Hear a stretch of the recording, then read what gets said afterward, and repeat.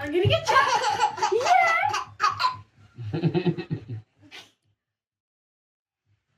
I'm gonna get you. I'm gonna get you. I got you.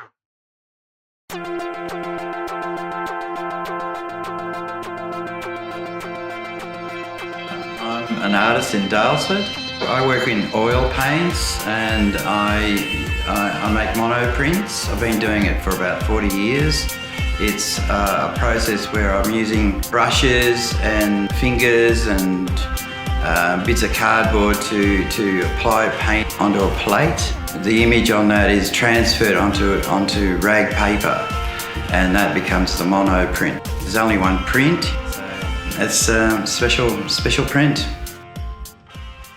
Yeah, I love painting. It puts me in a space where I am reflecting on something. I'm involved in the colour of something or the shape of something or a story about that thing or that person. The tip of my loaded brush creates the mark which represents a direct link and response to what I'm looking at. Everything is inspiring, you know. I mean, I look out the window and the wind's blowing those trees around and it's just fantastic. I want to paint it. I look over there and there's some light shining on those leaves and it's just beautiful. I love beauty. I was a kid living in Highton in Geelong. I had a friend, Algis Reptis was his name, and his father was a painter. I used to go and play up at his place. They had a big peppercorn tree. We used to climb up the peppercorn tree. And one day I went inside with Algis to have a look at his house, and I couldn't believe it. The whole corridor down the centre of the house was filled with paintings from floor to ceiling. And every room was filled with paintings. And I thought, God, this is amazing. You know, this is what I want to do. So I realised at the age of 8 that was what I felt that I should do. It's very simple. Yeah, everything's simple.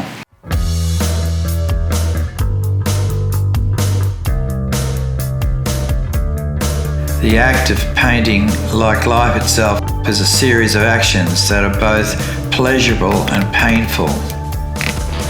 As Brett Whiteley once put it, painting is difficult pleasure.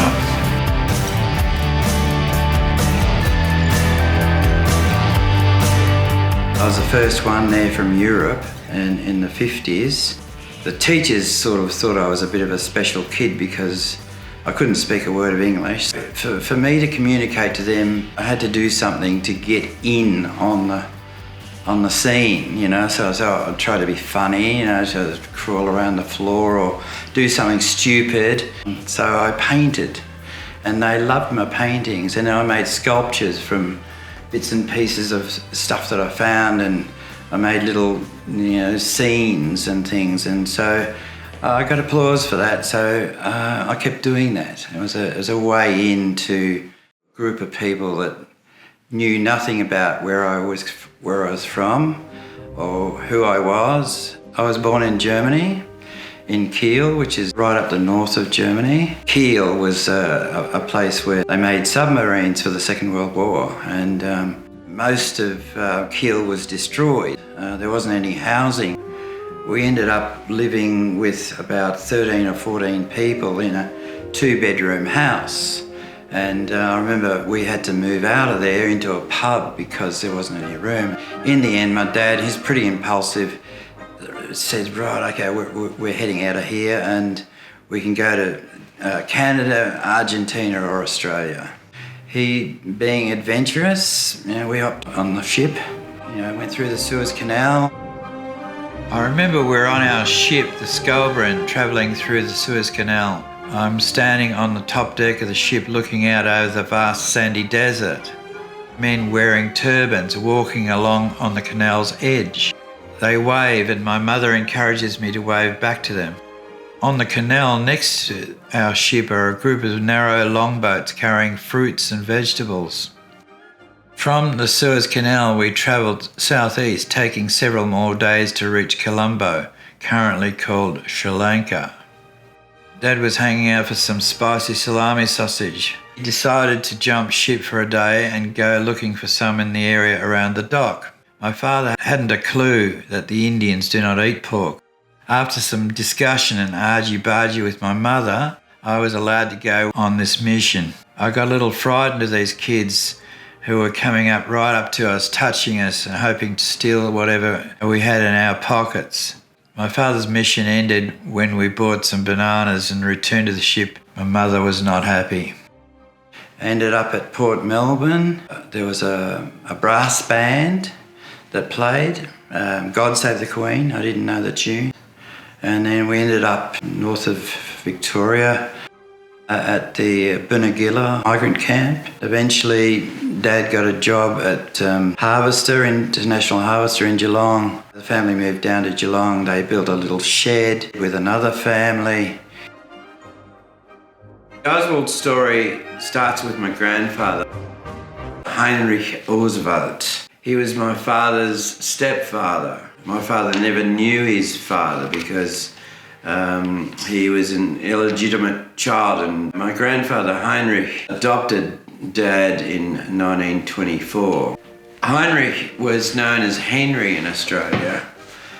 He was born in Ulsnitz. He was also an orphan. My father asked Henry to come to Australia to be grandfather to my brother and I. And when he got here, he got a job as a spray painter at International Harvester in Geelong. He got pretty sick doing that because he couldn't handle the fumes. Henry got a job at a horse stud in Geelong, at St Albans Stud. It's famous for keeping Farlap, the most famous Australian racehorse, because they were afraid that someone was going to poison the horse before the Melbourne Cup. And he helped Dad build a house in Highton, which Dad had designed. Sort of a little butterfly house, a crazy sort of a roof design, which people from all around came to have a look at. He didn't accumulate any money or possessions. I mean, he died with a suitcase of clothes. He was always very kind and generous to me and my brother, and to everybody that knew him. It's my dad's hat. That's the Aussie. I think that's an Aussie, I'm not sure.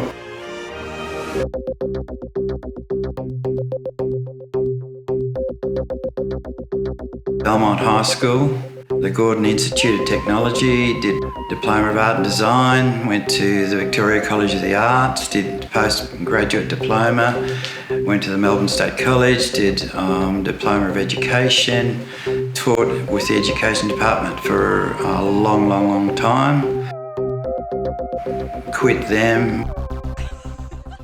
Before I started seriously working on the artworks, I was a musician. I played in two main bands, Lizard and Kicks. During my 20s, we played at all of the venues around Geelong and in Melbourne at the Crystal Ballroom and the Venue and Bombay Rock. We supported important Australian bands like Midnight Oil and The Angels and Dragon, Jimmy Barnes. We had a record out, went and did a record at Richmond Recorders, which sort of went okay, got played on Triple R, etc. All of a sudden, around about 1984, I got a bit jack of that, as we weren't getting paid enough. And we were putting a lot of effort in.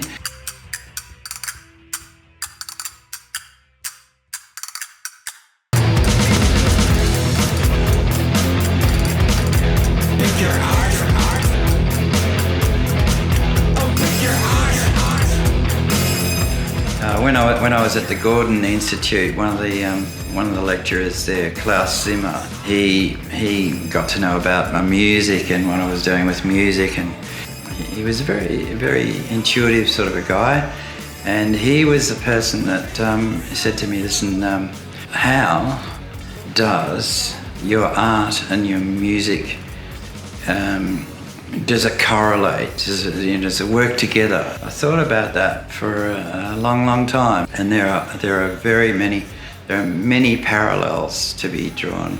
How you compose a piece of music or arrange a piece of music. You're adding sounds, you're adding a little drum beat there or a sort of keyboard sound there. Your dynamics are going up and down. They're going crazy 1 minute, they come down to a nice little restful period, and all of that appears in paintings as well. You got this sort of crescendo of shape and colour and things, and you've got these other bits that are restful. You're arranging elements. You're adding colour. You're adding different things.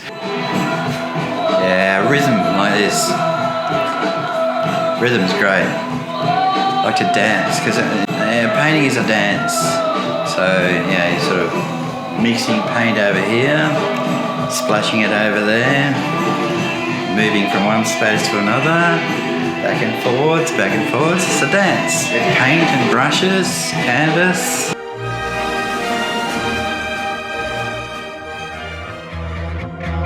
My appreciation of women sort of stemmed from the band days, from dressing as a woman. I had a persona which was called Mandy Macabre. David Bowie was a really important icon of the day, and he made it a lot easier for people like me and others to come out and accept a more feminine side of themselves. That acceptance of femininity was the beginning of me painting women, dressing more like a female. I had a lot of trouble with that because I was working in the education department. Principals hated it. I loved it, I enjoyed it, and it was a lot of fun. If I was born into an era, I'd probably be pretty happy in France with Marie Antoinette as a friend. There you go. I've got a Marie Antoinette wig, and I've got a whole stack of hats. This guy here, he was a bit of a trailblazer at Peter Webb's funeral. Jackie Onassis. Jackie Onassis. I do admire women. I do like to celebrate them in my paintings.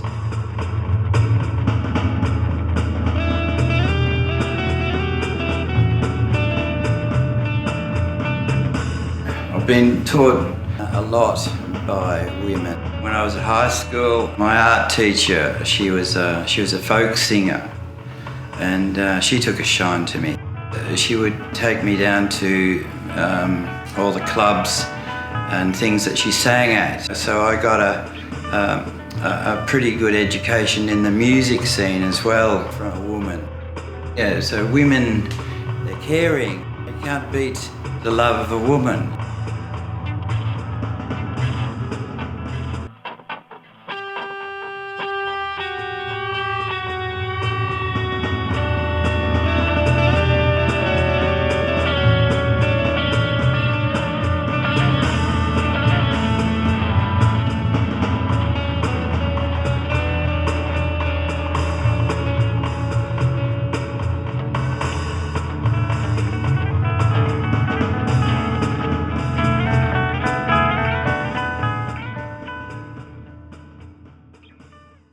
My mother was a very important person.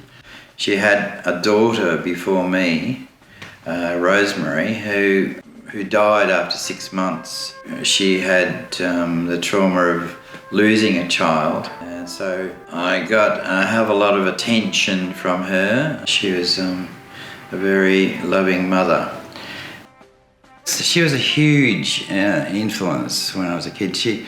And the way she taught me about aesthetics was really great, because she'd ask me, she would go, "What do you think about that? What do you think about that vase? What do you reckon? Would that fit over there?" I'd be rapt because, I was asked an opinion. I was just a kid, so, to be asked that sort of an opinion at that stage gave me a sense of worth. She was good at sort of getting things out of me. She was always really well dressed. She used to make her own dresses. She always looked really beautiful. And my father used to admire her, put her on a pedestal, and he used to come over and say, "Well, what do you think about Mum today? She looks pretty good, doesn't she?" And I'd go, "Yes, she does, Dad." She had glassware that she collected. She collected porcelain. She made textiles. She made wall hangings. They had a few sheep out the back there, so they would shear the sheep. She would spin the wool. She would make the yarn, spin the yarn, make jumpers for us.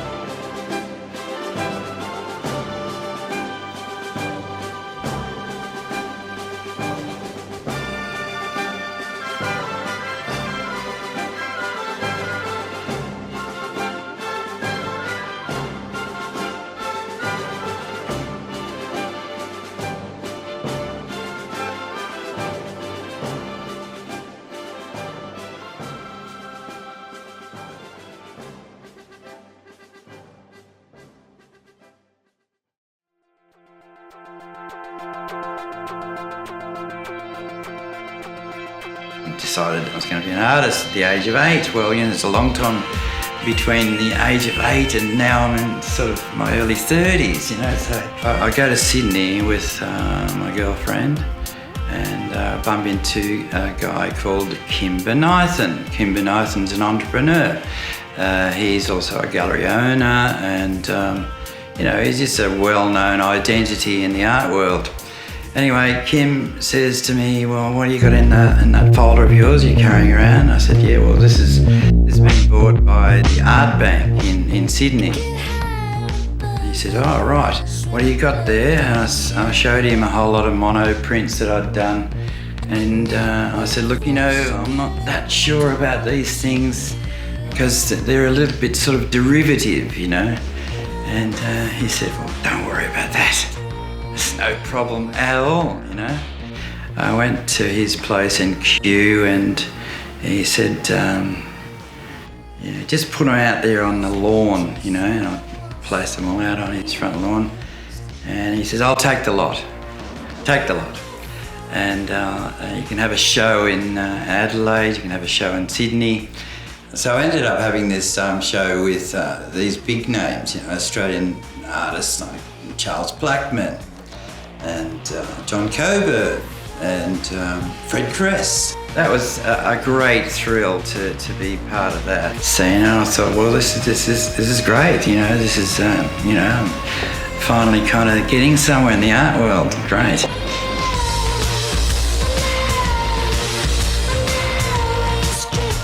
Along comes Neville Jury. He's got this series called New Art Force. It's a big deal because, it's a publication. It's about newcomers in the business.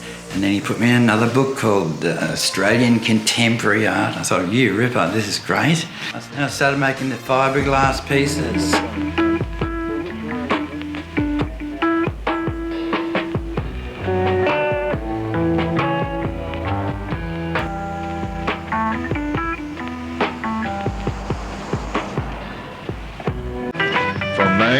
Through to September 1991, Monty Osewald has produced 6 paintings in oils and resins on fiberglass moulds. The images shown in these works have been derived from a wide range of iconography: Japanese theatre, popular culture, European dance. and from Oswald's experiences in performance and his travels through Thailand.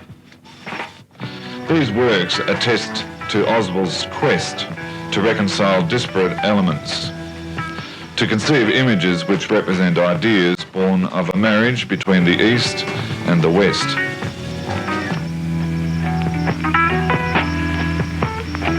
Oils and resins are variously sprayed, brushed, dripped and poured freely over the painting surfaces.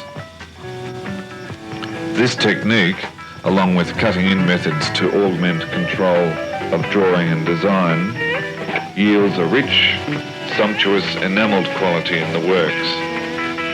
But it doesn't lack the spontaneity of Jackson Pollock's paintings. The human figure is celebrated in Oswald's paintings. Apart from its embodiment of cultural fusion, East meets West, the characters are costumed and opulently adorned. Their gender is not clearly defined.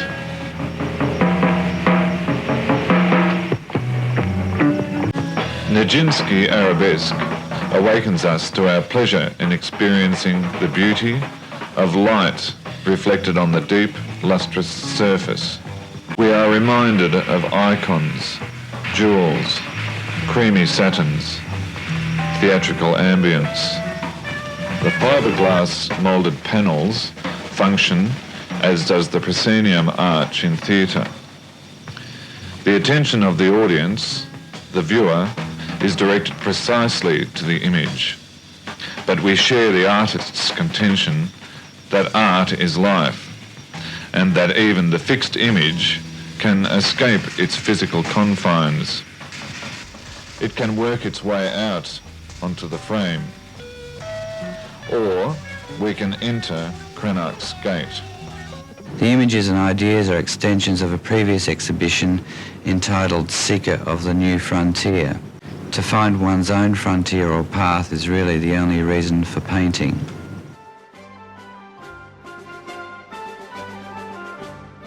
In '91, somebody decided to set fire to the factory that I was working in Geelong, and I had an exhibition completed in that factory.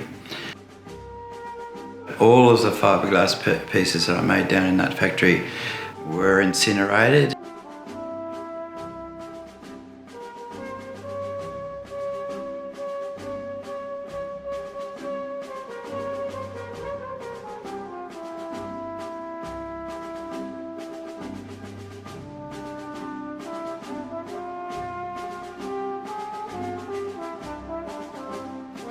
And so the shock of that, I ended up just hanging around for about 12 months.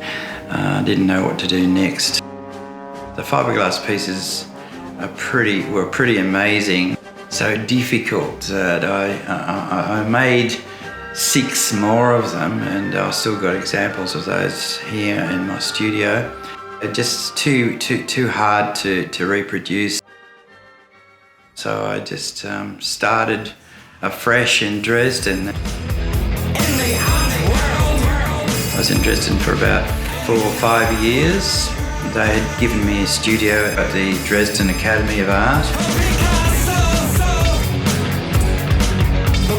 Very important phase that I went through. In the end, they gave me a Master of Arts.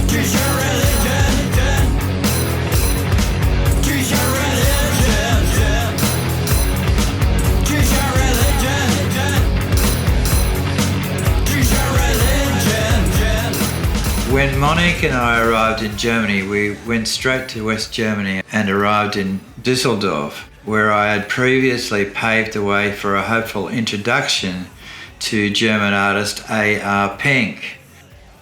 The Academy suggested that I should come back to see them in 6 weeks' time. Went to the east of Germany from Düsseldorf. We ended up in a little tiny little village in the Czech Republic, which is called Lubinsky Sedlo, and just around the forest in that area we met these nudists and from Dresden, who invited us back to Dresden. From there, our lives took a U-turn. I looked around Dresden, Neustadt, where the effects of the Second World War were poignantly visible. Street rubble strewn everywhere, bombed buildings and churches, crumbling streets, rusted and decaying water drainage infrastructure, trees growing out of rooftop gutters, and bullet holes prominently visible on almost all of the building exteriors. Graffiti was over everything. I was shocked this place was such a mess. The occupying Russians had done nothing for Dresden during the 50 years of their occupation. But somehow this apocalyptic, dystopian-looking place felt right for me. It reminded me of my birth city in Kiel in the north of Germany when I was a young boy. This place, Neustadt, felt as if I had found my roots. From there I ventured down to the Altstadt, the old Dresden city, to have a look down along the river. There were steamboats down there parked right outside the majestic Hochschule für Bildende Kunst. That's the Academy of Fine Arts. This is where I met Professor Siegfried Klotz, who asked why I was here. He looked at my folio, put his hand on my shoulder and led me up the spiralling staircase through to the first floor of the classic Baroque monster of a building. I was confronted with a massive room with glass windows along the entire northern aspect, looking out at the best view of the Elbe River one could ever imagine. When Siegfried interrupted my train of thought and said, "Here is where you can paint. Consider yourself a guest of the Academy of the Art in Dresden." He was a really, really good landscape and portrait painter, so I sort of thought, well, okay, I'll learn something from this guy.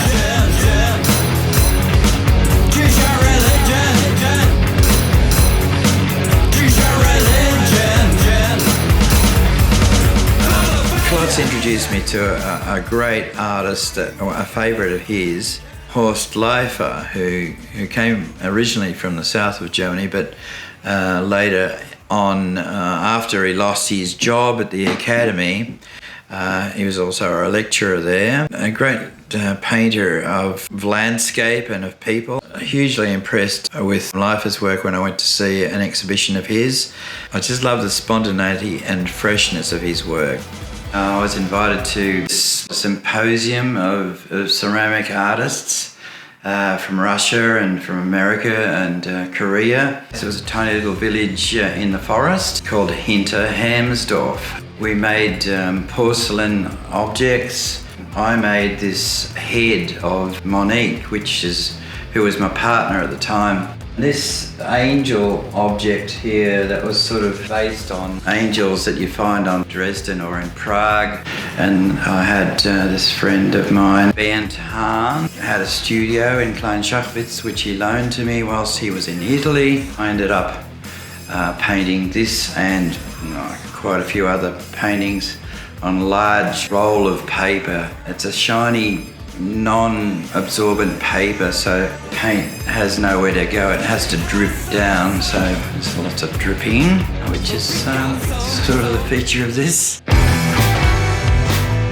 He taught me to be, just to slash out and do things without thinking too much and just making things happen. And so I sort of developed this kind of instantaneous splash slash kind of approach that's still prevalent today.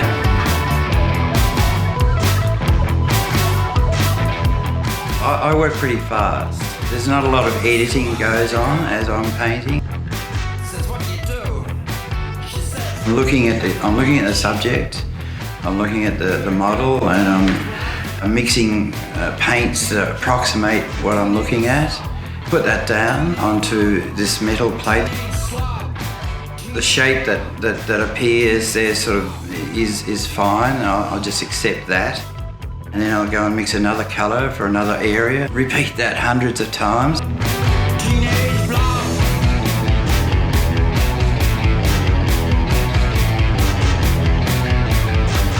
There are plenty of places on the painting on the plate that hasn't got any paint on it whatsoever. And when the paper transfer is made from the plate, they become sort of negative or positive spaces. I end up with a fairly kind of spontaneous mashup of areas of colour and shape that approximate what I'm looking at. It's definitely not photorealist. It's more of an expression or an impression of what I'm looking at. The painting is done. You look at it and go, oh, okay, well, you know, if I mess with this any longer, it'll interfere with its freshness. Take it down to the printing press, and if it doesn't work, and this often happens, it doesn't work. No, I'll just do another one. Simple.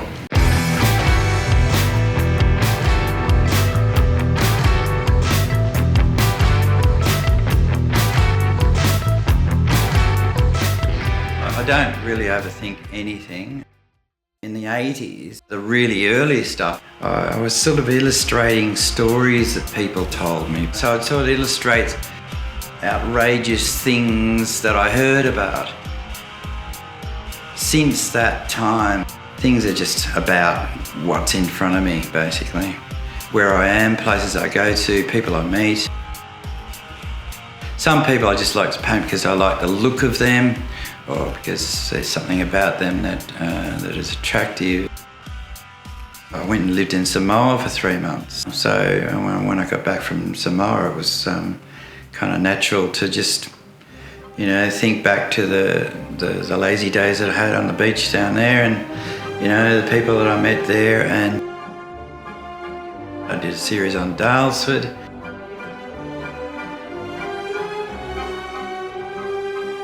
I had my German friends come over and visit me in 2012, and we went to the McDonald Ranges. I did a series on McDonald Ranges. All of those pictures, mostly monoprints, are done pretty instantaneously, and they're not. None of them are overthought. They're kind of, they're all approximations of things remembered. It's a diary, it's a visual diary, basically. The whole thing's just a story about where I am in life.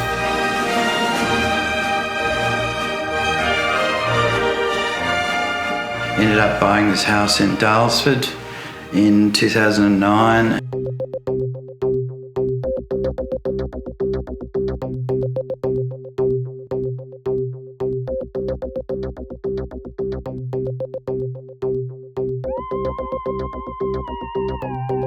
This is the Daylesford look. Gotta look like that in Daylesford. When you're in town and you're messing around, make sure you come see me. Cause I know a dance floor that needs some messing, they party way too clean. When you're in town and you're messing around, make sure you come see me. Cause I know a dance floor that needs some messing, they party way too clean. Have a little freestyle here at the power. Woo! Yeah.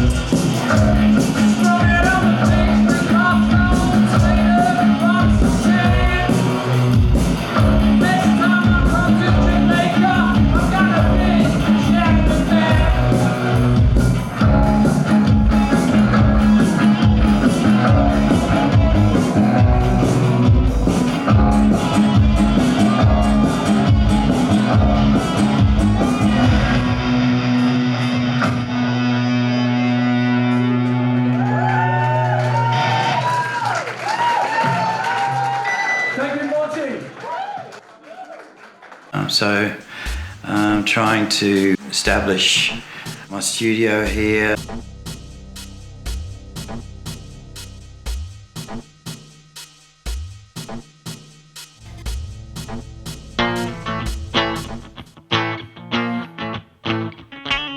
So I'm doing this burlesque series of a burlesque performer called Minnie Mayhem. I'm going to call it In the Flesh.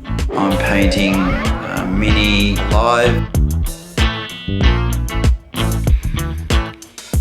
When you think you are the only one who has this thought of mine, and you will only suffer. I dream. Running on zero road in the south of France. A lady in a beret said she'd like to dance.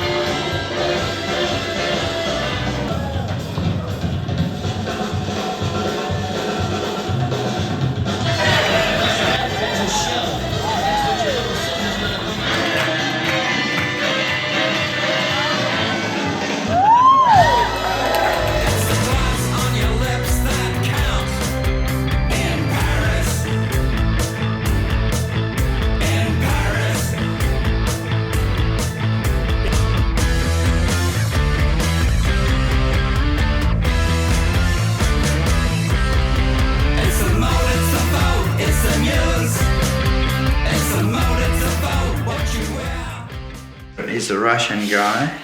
He looks like this. Does Russian dance. So one thing led to another, you know. You just let things happen. That's one of the great things about life, is that you just go with the flow.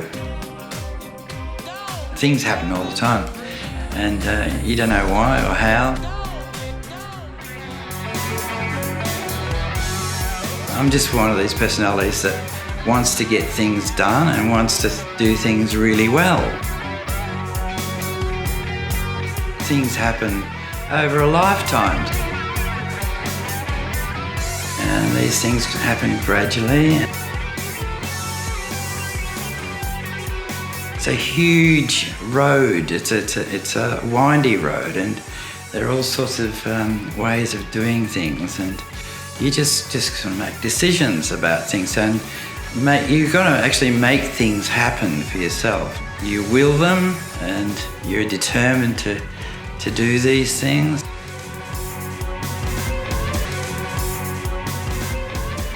I'd like to write a book about my family. I also like to do a whole book about the oeuvre of my painting life.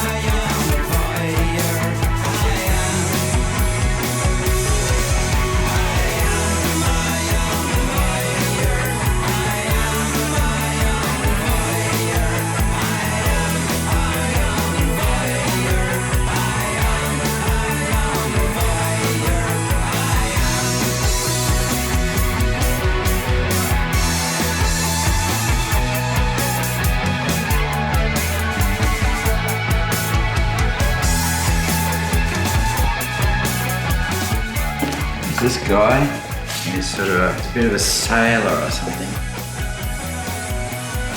Could be from anywhere.